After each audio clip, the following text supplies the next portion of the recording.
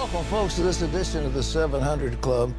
The leadership doesn't want it. Nobody really in their right mind wants it, and yet the Democrats are saying, no, we're not going to give on various items of the budget, and if we don't give, then you can have to shut the government down. Well, the Republicans are in control of this thing, and it would be a tragedy if they allowed the government to shut down because of the, the hostage holdout of the budget.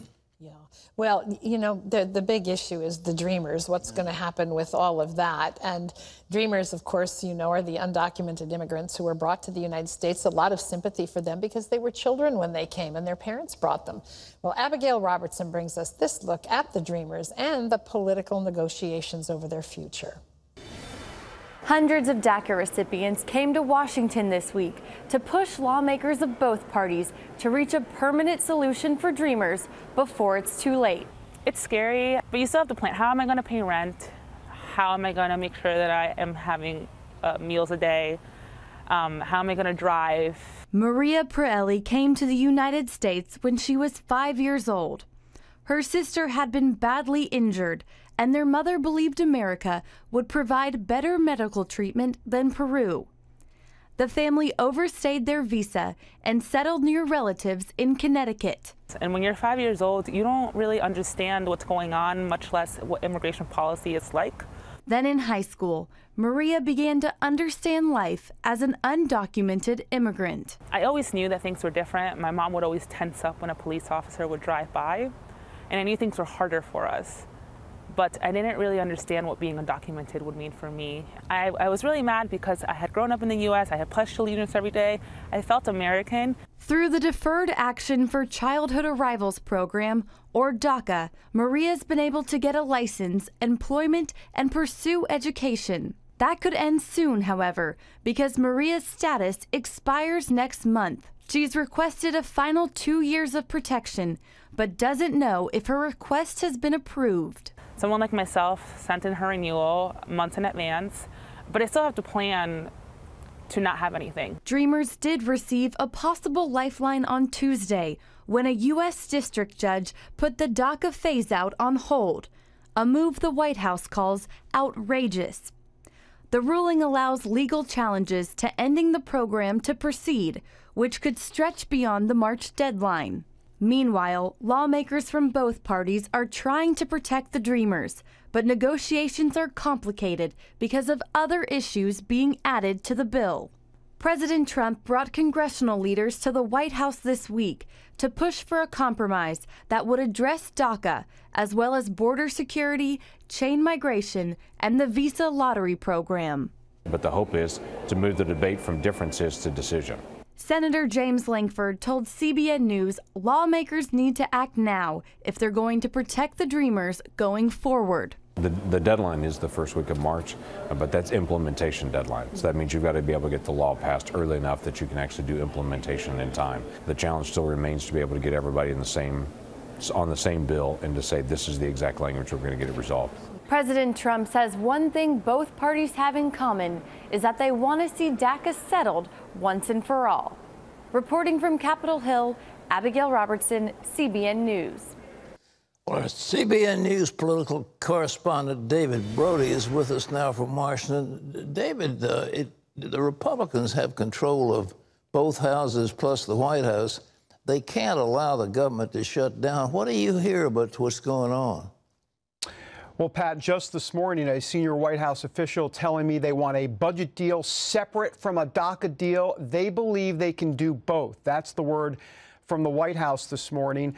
Of course, Democrats have their own issues here. Do they really want to force a government shutdown over DACA, including DACA in a government funding bill? The White House is quick to point out that they will go back and say, hey, Chuck Schumer and Nancy Pelosi a few years ago were talking all the time about a clean government funding bill, that Republicans shouldn't try to attach anything to a government funding bill or a debt ceiling bill because you can't shut the government down.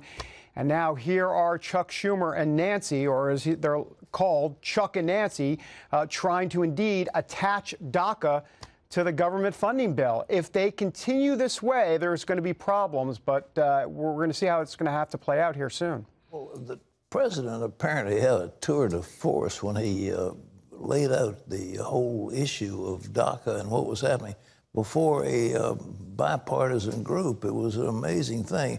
Has that moved the needle any? Well, according to Capitol Hill sources, there was one specifically I talked to this morning.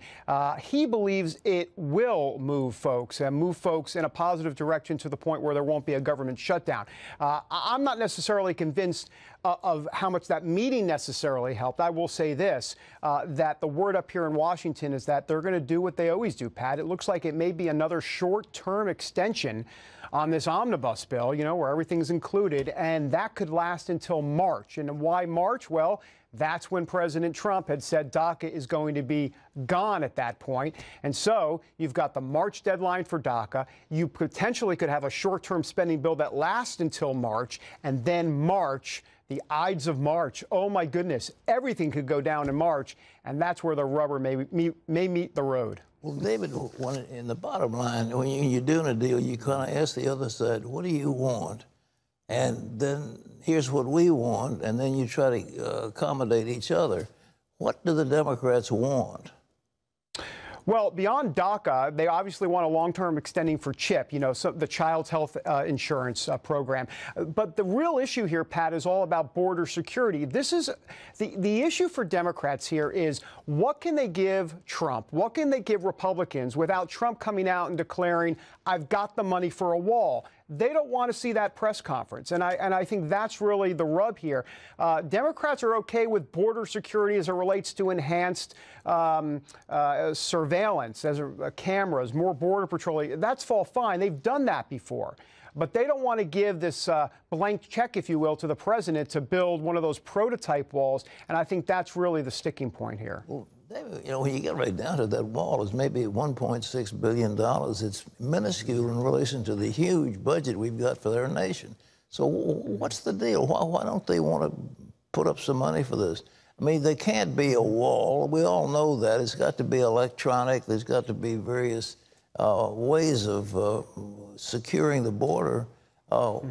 What is the sticking point? Pat, I got to tell you, I think it boils down to human nature. I've been in this town for a while, and what I mean by human nature is they're not happy with this president. They do not like President Trump overall and the way he's doing business. And because of that, look, they didn't even vote at all on the tax bill.